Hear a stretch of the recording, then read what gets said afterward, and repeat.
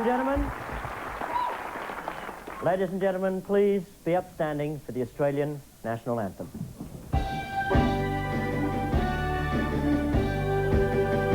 Australians, all let us rejoice, for we are young and free, with golden soil and wealth for toil, our homewards glad by sea. Our land abounds in nature's gifts, our beauty rich and rare. In history's page let That'll do. Thanks very much.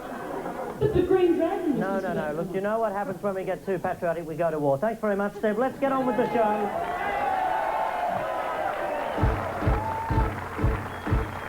Hello and welcome to the Live and Sweaty Rugby League Grand Final special. For those of you not aware, the Rugby League Grand Final happens this Sunday. It's the ultimate celebration of male bonding, one of the greatest events on the Australian sporting calendar. If the Melbourne Cup is the day when all Australia stands still, then surely the Rugby League Grand Final is the day when all Australia not only stands still, but lets its jaw fall open and saliva dribble from the end. It's that sort of a day. And to help all of us prepare emotionally, we've assembled tonight some of the finest rugby league minds in the country. Minds such as those belonging to H.G. Immortal Nelson,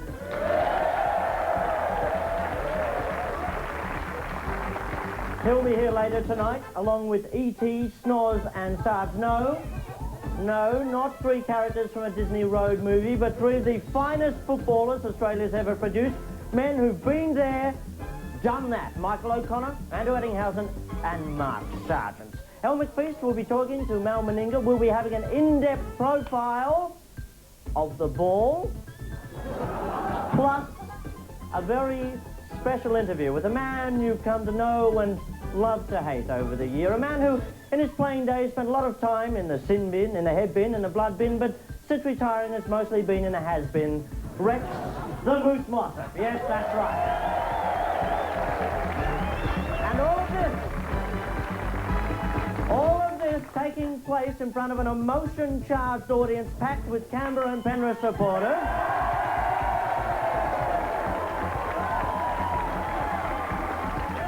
Many of whom haven't washed, changed or slept in 8 or 9 weeks, so keyed up are they about the big game on Sunday. But before all that, we're going to cross now live to the house of Penrith second rower Mark Geyer, where the masked commentator is standing by with a hang on. Crossing live to the house of Penrith second rower Mark Geyer, the masked commentator is standing by. Mark, how do things look over there?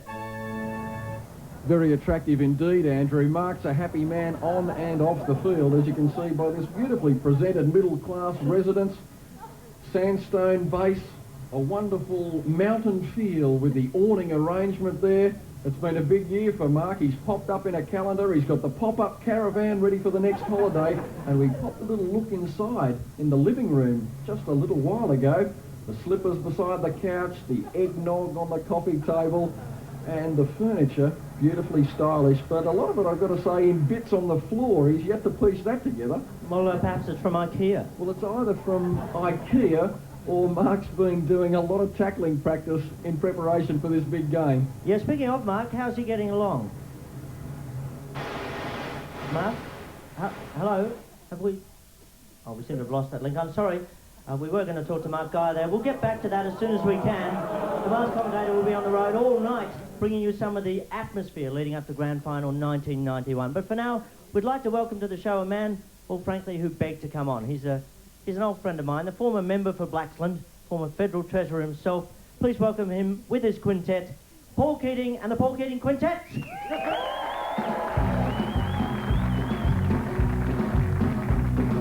1, 2, 3, 4, 5, 6, 7, 8, 9. You're mine. Honey, you're lucky to have me. I'm so handsome. The night is young, you look good, I feel fine. Oh my, I'm gonna press my flesh against your dress tonight. Alright. Tell me that you love the way I've had my hair styled, and you can tell me how well I drive. And you can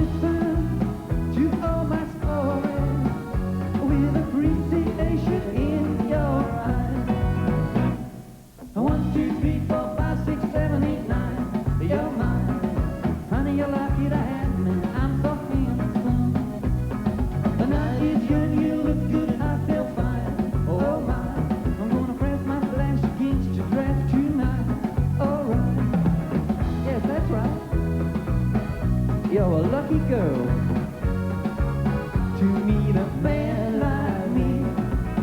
I don't wanna hear no excuses. I won't accept no lies. You are gonna stay with me tonight and drink my red, red wine.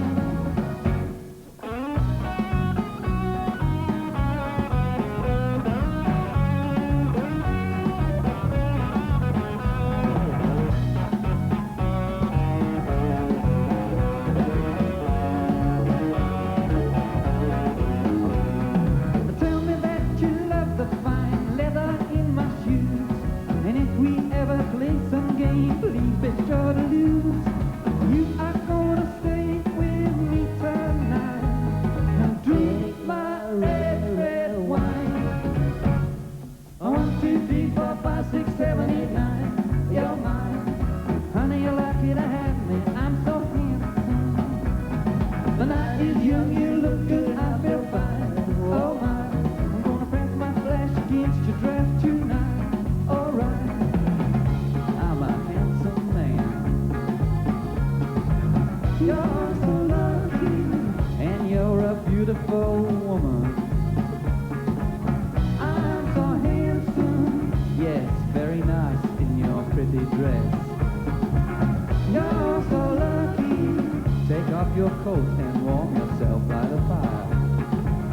I'm so handsome. 1, 2, 3, 4, 5, 6, 7, 8, 9. You're mine.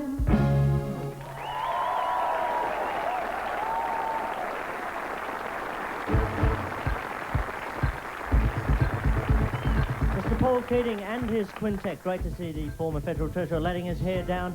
And, of course, good to see some of his Treasury buddies there. The Actuaries of Death, his backing band. Thanks very much, Paul. Welcome back anytime. But now it's sports news headlines time, and straight over to the Jack Newton Memorial Eyeball and Karen Tar.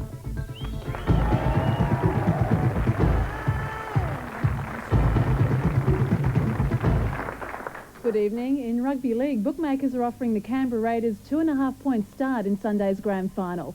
Penrith have been installed as favourites at 5-4 on, while the Raiders are evens. As is tradition, the rivals met up this morning at the annual grand final breakfast, a chance to size each other up before the big one on Sunday. The only player missing, Canberra's Laurie Daly, who stayed at home for treatment on his leg injury.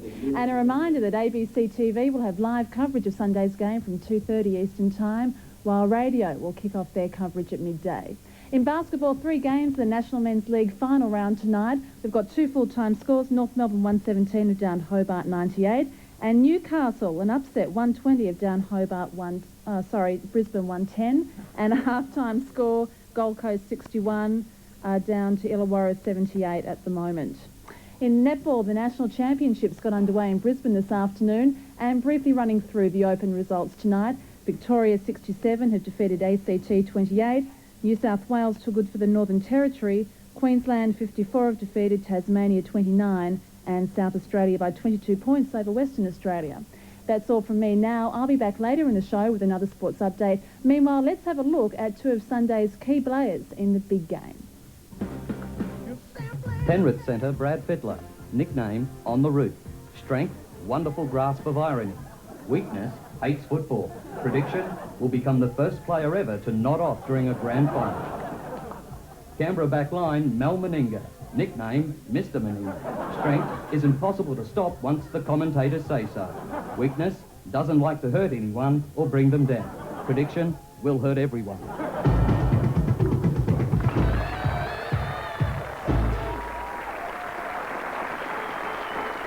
Yes.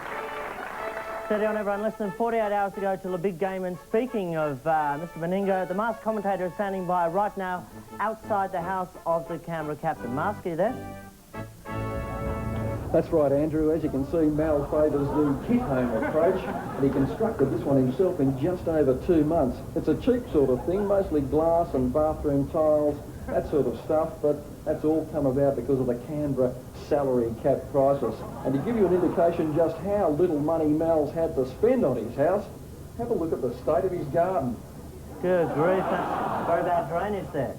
We've got a bad drainage problem, and judging by what's floating in there and the way it smells, I think he's got a bit of a sewerage problem as well, Andrew. Yeah, Mark, what about Mal himself? Did you get a chance to speak to him and find out how he feels about Sunday? Well, to be quite honest, I ran into Mal a bit earlier on, but I forgot to ask him. Sorry. No, Mark, I can understand it, mate. It's steady on. The Mark's commentator having a rough time. It's the whole atmosphere of it, you see. Sydney, Canberra, we're all swept up in it. Sometimes we lose our minds in the frenzy of Sunday's grand final. But one woman who never loses her mind, always level-headed, even with that ridiculous hair, Debbie Spillane.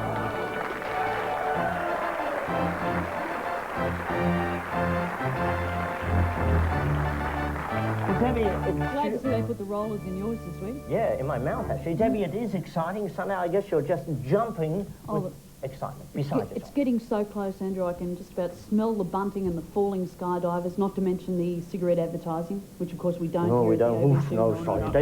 David Hill didn't hear that. But it hasn't been easy to concentrate on the smell of these things because, to be quite frank with you, Andrew, there's been something else getting up my nose. Oh, I wouldn't admit this on television, Debbie, if I were you. It's this precious notion they've developed down in the national capital that the rest of Australia is into Canberra bashing. Now, I can't believe it. For the second year running, they've flouted the salary cap, and yet now they're upset because everyone's picking on them. The poor little petals. Excuse me, these are flouted and bunting in one report. This is extraordinary verbosity here tonight. Well, but this is how things are in the national capital. You know, everything gets said unequivocally, and they've even printed these T-shirts unequivocally that say, this time it's personal. Now, I reckon that that's actually a misprint because what it's supposed to say is this time it's personnel. Because that's exactly what spending $500,000 more than you're supposed to gets you, you see. Oh, controversial stuff here, Debbie, and half our audience very unhappy about Yeah, well, which half do you think it might Oh, be? the half that back the cheats.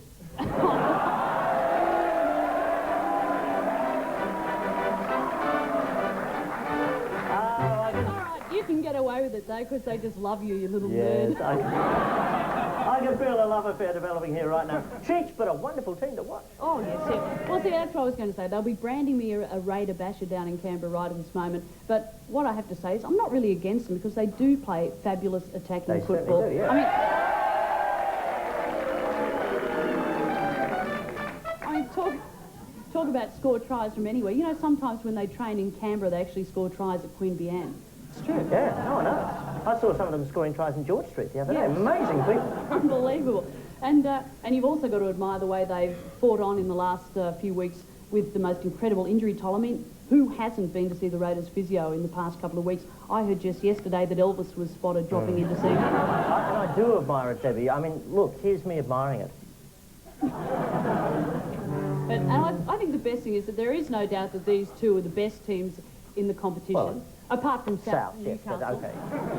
Oh, yes, Newcastle, the sleeping giants. Emphasis on sleeping. Sarge Yes. is outside, just be careful what you say. Anyway, what I want to see most on Sunday, though, is for Greg Alexander to stand up for once and for all and silence his critics by proving that he really is a brilliantly elusive player and not simply a wuss who's frightened of getting tackled. And I'm not happy. That was a compliment. I'm serious. I'm quite sick and tired of the people who keep saying he's going to go missing under pressure. Well, I tell you what, if he does go missing, the place I suggest they look for him is over the try line. The way I see the game going...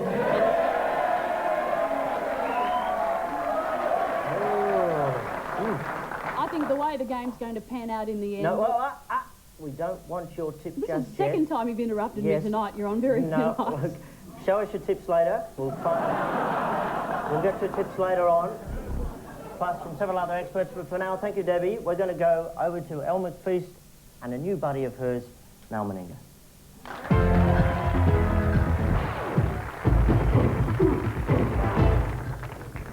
Thanks, Andrew. And of course, the whole of Melbourne is bursting at its seams at the prospect of the Rugby League Grand Final between the green team and the other one. Take a look. We're bursting out of our skins. You're simply the best. Better than all the rest. Better than anyone.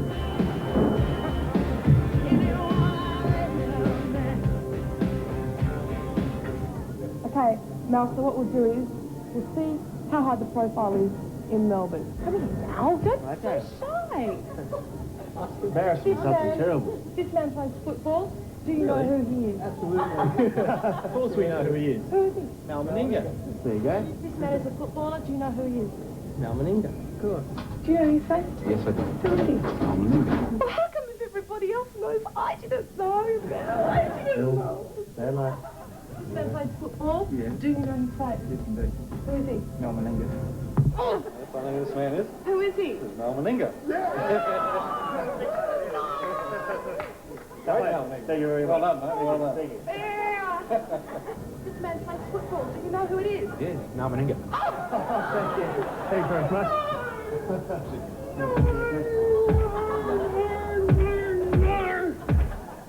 Penrith's second rower, Mark Geyer, nickname the Storm who strikes without warning. Strength, elbows made of titanium. Weakness, loves to show them to everybody. Prediction, will accidentally hit Greg Alexander and make him cry. Canberra lock forward Brad Clyde, nickname he's got a ticket to. Strength, sunny disposition. Weakness is plagued by thoughts that football, when you think about it, might be a bit stupid. Prediction, will inspire more cliched commentary than any player on the ground.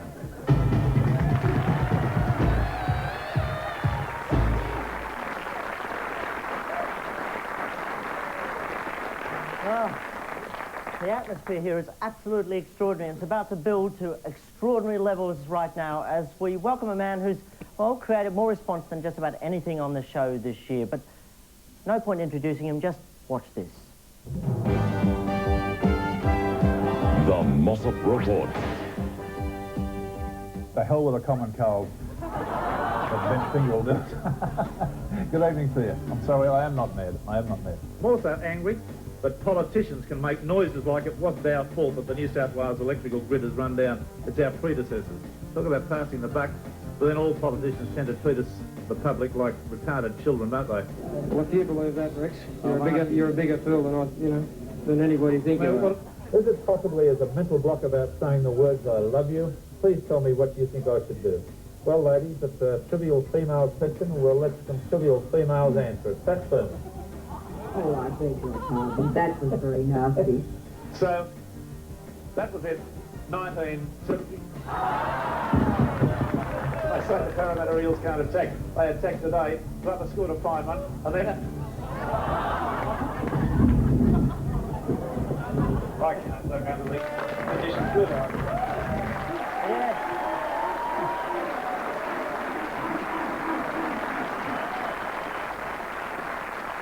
Who else? Who else but Rex, the most Mossop Rex? It's a pleasure finally get to talk to mano a mano, as we say in the trade. Now, the first thing I want to know is, who threw that apple and did you catch them? No, I don't know who threw it. I was up on the Sydney Cricket Ground on a level above the entrance into the Brawongal area, as it used to be. And it must have been a good throw. He must have thrown it 50 feet. Yeah. And it was a Granny Smith. No, your thriftiness is legendary, Rex, because I can tell you right now, Rex picked up that apple, took it home and ate it. I ate it when I came to. It looked like it really hurt. It did bloody hurt, I tell you.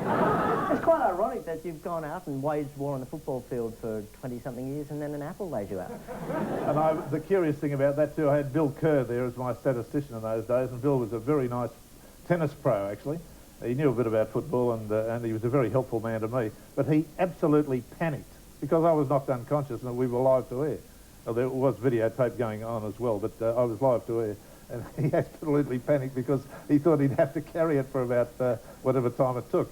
Oh, really? But fortunately, it only took about 10 seconds for me to come round. He marked on the sheet that you've been hit by an apple once. Very thick head. Very thick. Well, not so thick, Rex. Like, you occasionally say, look, I'm just the dumb footballer and so on, and been in one for too many rucks. You're not a stupid man at all. I mean, this guy has been on television almost as long as Brian Henderson, and we all know Brian Henderson runs off batteries anyway. And yet, I get the distinct impression, Rex, that most of the time you really had no idea what you were doing. How did you get away with it? No, but it's true. It's true, because when you started, you virtually went straight from playing football into television. You were a used car salesman for a while, and think about that Not one. a used car salesman. A new car salesman? A new car salesman, yeah. Actually, if you There's hadn't... a vast difference between a used car and a new car salesman. Well, sometimes not. If you hadn't actually gone into television, made a fist of it, would you still be selling cars, do you think? Oh, no, I don't think so. I'd have got out of that. I never ever wanted to deal with the public. I couldn't handle that sort of scene. But I say it, you know, myself, as though I sound a bit of a pompous ass. I was a good salesman, and I was selling a lot of motor cars. As a matter of fact, I used to win prizes to go on tours and go on the Orchids for a trip to the Fijian Islands and things like that. So was the technique buy it or biffo? The technique was I knew nothing about motor cars, absolutely nothing about new cars, but I would talk to the guy for a few minutes, and then I would say, right, come over to my desk and sign an order. And they would prevaricate, and I would say, now come on in, I want you to sign the order.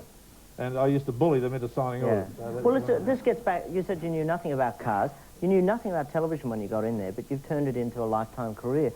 What was it, I mean, how did you know that football was going to work when nobody else seemed to see it? Oh, well, it was so bloody obvious to me. I mean, there was no rugby league, pardon me, there was no rugby league on television back in '63 when I joined Channel 7.